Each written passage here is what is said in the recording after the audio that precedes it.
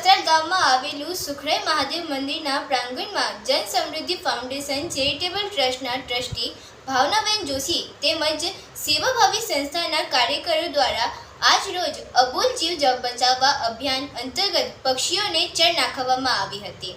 નમસ્કાર, હું કોયલ આપ સૌનું સત્ય ઉજાગર ન્યૂઝ 92માં હાર્દિક સ્વાગત કરું છું। જીવ દયા પ્રેમી તેમજ જીવ માત્રની સેવા એવા સમૃદ્ધ સંકલ્પથી સેવાના અભિગમથી ચાલતી જન સમૃદ્ધિ ફાઉન્ડેશન ચેરિટેબલ ટ્રસ્ટ દ્વારા સેવા કાર્ય કરતા હોય છે।